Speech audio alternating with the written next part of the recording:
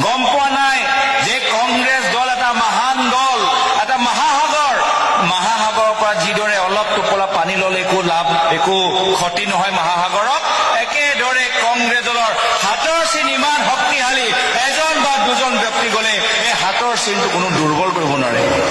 এই হাতৰ চিনৰ লগত আমাৰ এটা ব্যক্তিগত আবেগ আছে। এই হাতৰ চিনৰ লগত আমাৰ খুৰাসকলৰ দিনৰ পৰা আমাৰ এটা ব্যক্তিগত সম্পৰ্ক আছে।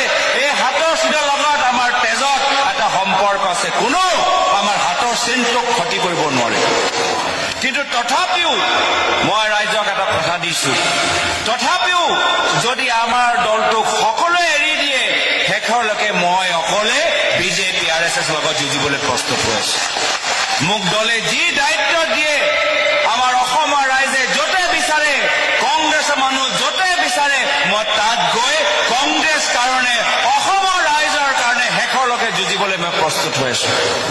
আৰু এই চিন্তাধাৰা মাত্ৰ মোৰ অকলে নহয়, ইয়াত বহি থকা সকলোৰে একে কথা যে আমি হলো সাহসী, আমি কংগ্ৰেছ কৰ্মী, আমি শেষৰলৈকে কংগ্ৰেছ কৰি যাম। আৰু ৰাজনীতি এটা চক্ৰ, যিদৰে আন্ধাৰৰ পিছত পোহৰ আহে, ৰাতিৰ পিছত দিন আহে। এই অহংকাৰী চৰকাৰ ভাবিব নালাগে